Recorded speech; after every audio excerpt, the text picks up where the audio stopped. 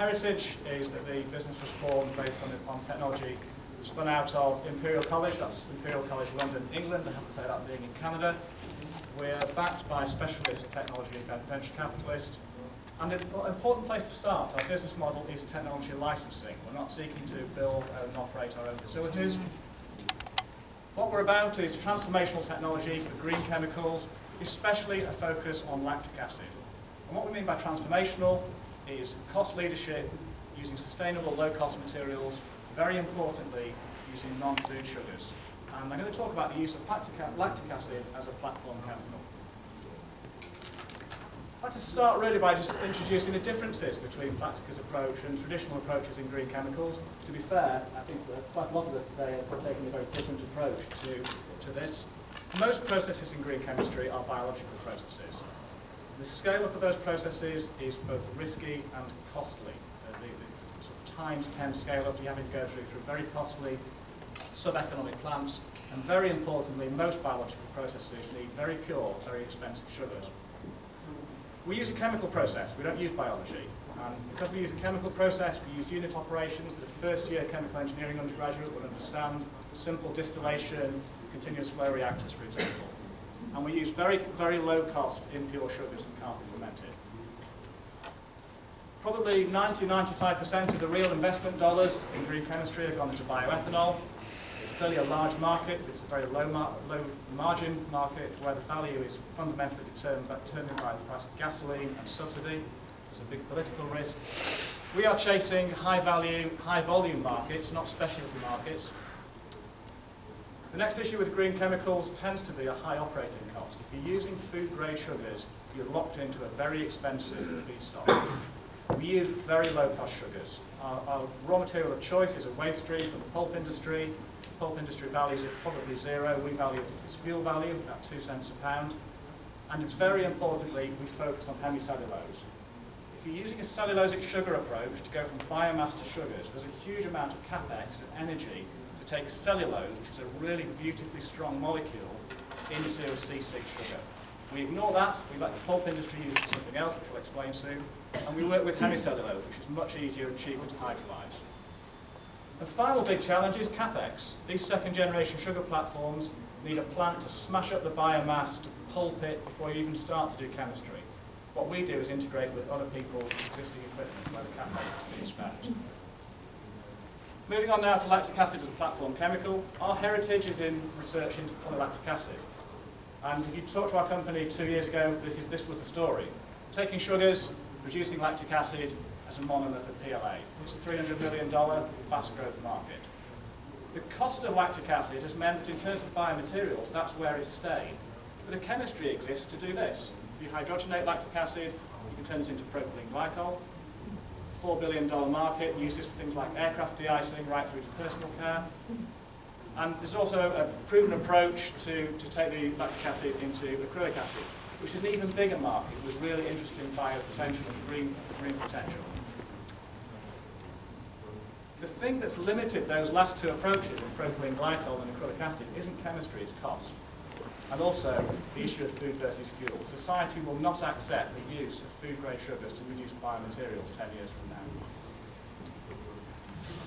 So what we do is we take any sugar. Our chemical process doesn't mind whether it's C5, C6, or a mixture of the two. Our proprietary Vertilac technology is a chemical process, and it produces both the left and right-handed molecules, the two isomers of lactic acid. We can either then take that through a hydrogenation process, and we're working very closely with Johnson Matthey Davy Technologies.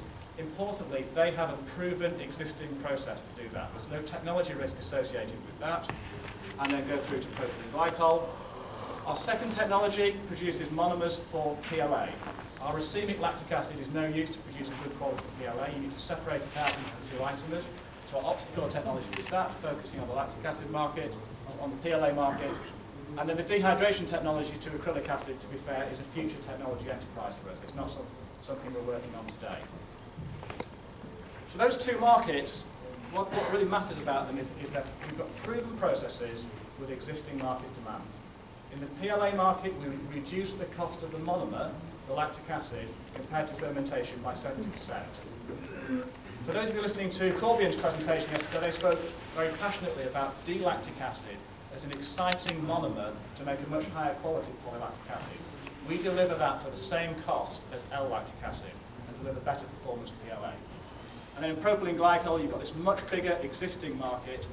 Interestingly, 3% of this market is bio-based. ADM have done a wonderful job of converting glycerol into propylene glycol. Lactic acid is a drop-in to that existing hydrogenation process that uses glycerol. Glycerol works very well, but because the biodiesel market has failed, the growth potential of that business is constrained by the availability of feedstock, not by cost. Our feedstock strategy, I mentioned earlier, we work simply with low-cost, non-food sugar sources, and most of our work at the moment is with the paper and pulp industry. The process has been validated with other things like molasses, C5 hydrolysates from other people's cellulose to sugar processes. But a very important message from me today is we're not in the game of taking food-grade sugar into lactic acid. If you want to make lactic acid that way, ferment it. Our economic performance, this is to produce racemic lactic acid. Current fermentation approach, this is IHS data, which is based on the plant that NatureWorks run in Blair, the US. The next generation approach, which is what we really compete with, is the Corbion-Curac low gypsum approach using fermentation. And we reduce the variable cost of producing lactic acid by about 70%. And most of that advantage comes from feedstock. And that lower cost allows lactic acid to compete with petrochemicals as a C3 platform chemical. I mentioned earlier that we're a licensing business, so demonstration and validation is absolutely fundamental to confidence in the company. The mantra in the business about demonstration is we have to be industrially relevant and scalable. We do use proven and known unit operations, which makes the use of things like Aspen modeling much more safe for scaling. So we use proven scaling strategies that have been used in petrochemicals for over 50 years. Fundamentally, we start in the lab, we go out into 20-litre equipment, we build and validate an Aspen model, we then go onto our pilot plant, we validate the model against the pilot plant performance and use the Aspen model to generate all of the scaling data for a world-scale plant. Just like to move on now to take you through a real project example of how we integrate with the paper and pulp industry. And I'm talking about somebody else's business here, the pulp industry. It's a fascinating business. This chart, the grey shows just global GDP, and the blue line shows what's happened to the market for graphic paper over the last few years. And you see how essentially it follows GDP, and the disconnect starts to occur around 10 to 15 years ago with the launch of successful digital media. This is an industry in significant difficulty. It's a commodity industry, and the demand for their products is falling. These are refineries. They're not petrochemical refineries, they're biorefineries. They're billion-dollar assets, fundamentally quite inflexible. But the more enlightened pulp companies are beginning to see them as biorefineries that can produce chemicals as well as paper and pulp. And we're talking and working very closely with the most enlightened ones. One of the things you can do if you've got one of these billion-dollar assets and you're struggling to sell your capacity is to repurpose the plant. And rather than making paper-grade pulp, and what these plants do is they take a tree and they remove the lignin by using a process called the Kraft process, and paper pulp is hemicellulose and cellulose mixed together. If you remove the hemicellulose, you're left with pure cellulose, which is known as dissolving pulp. It's a very exciting market for the pulp industry. The blue line here shows the growth in dissolving pulp, driven by the demand for rayon fibre, mainly in China. So it's a replacement for polyester and cotton in apparel. And what actually happens here for the pulp industry, this is the existing Kraft process. It's a bit of an oversimplification, but they take wood chips, they pulp them, and then they use a thing called a recovery boiler to recover all of the chemicals and to burn the lignin. And the product is market pulp. To make dissolving pulp, they put in an extra step. The PreHydrolysis process that washes out the hemicellulose, and this is a waste stream which goes to the recovery boiler. They make a great new product, which is very high value, but they create an operational issue in that the load on the recovery boiler goes up by about 25%. It tends to be the bottleneck in the plant, and that reduces the amount of pulp they can produce. But that hemicellulose is a perfect feedstock for our process. So what we do with it is we take out the lignin, we hydrolyze the hemicellulose, largely to xylose, we put it through our process to produce lactic acid, we make use of the existing utilities, the electricity and steam on site, and we have a closed-loop reagent recovery scheme. The pretreatment process I mentioned to remove the lignin is another value driver for the process, because as well as producing hydrolyzed sugars, wood is full of acetic acid, and we get that out as the acetic acid ester, which is another product we can sell, and we get out lignin, which is, again, a very important future high-value platform chemical. As a result of that, about 80% of all the carbon that comes from the pulp mill is turned into something that we can sell. So that's a true biorefinery.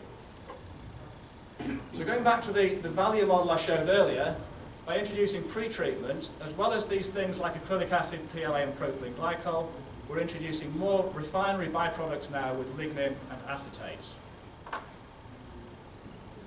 For the plant that we co-locate with, for the mill, the beauty of it for them is much of their capital has already been spent to use the hemicellulose. They get this debottleneck, so their capacity goes up by 25%. In our economics, we let them have that. We don't take that into account. So ignoring that benefit, project returns are fantastic. So if you configure our plant to produce D-lactic acid, you get a payback of less than 2 years and an IRR of about 40%. If you make propylene glycol, the mass balance, you actually make a bit less product, but it's a much less risky investment because the market for propylene glycol already exists, and the IRR reduces to about 35%. But remember, the pulp mill has already got this benefit of a 25% capacity increase as well. Just like to finish with some very important news for our business, something that goes to press on Monday. We've worked very hard at this to really improve the perception of our business and the ability to industrialize the technology. And we've just signed last Friday a strategic partnership with Vista. A bit of background on our partners. In Vista, you've probably heard of them, you've certainly heard of their brands, things like Lycra, Coolmax, Stainmaster and Dacron Fibre. Well, they're one of the largest integrated producers of polymers and fibres in the world. And they've got a very strong history of innovation and leadership, operating globally.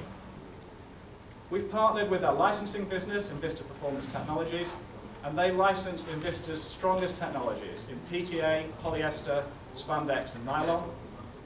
And they have essentially deployed existing and successful Vista technologies globally with a particular strength in the United States, in India, and an important market for us in China. Why have we done this? Well, from our point of view, it gives us access to Vista's considerable technology deployment expertise and their reputation, both in engineering and commercialization, and access to their global commercial network and post-sale support for licensees. From Vista's point of view, they get to participate in a very exciting future green chemicals portfolio. The structure of this deal is that Plaxica retains responsibility for our own technology development, and we own the IP and continue to develop it. We get support from Vista in both commercialization and license execution, and importantly for our clients, Vista will do the engineering package for the client and lead the commissioning and post-sale support. And as part of the deal, they will take a significant equity stake in our business and share in future revenues. Just to finish off then, a bit of a summary of what I've said. Plaxica's process, it's a robust, low cost, and it's a chemical process. We can deliver by using the waste streams from the paper and pulp industry, a reduction in lactic acid costs compared with fermentation of about 70%. That opens up markets for propylene glycol and acetate byproducts, with production costs that compete very favourably with petrochemicals, even at today's low oil price. And our feedstock focus is on low-cost, low-purity sugars. The integration opportunities with paper and pulp are very exciting. We're working with the largest players globally.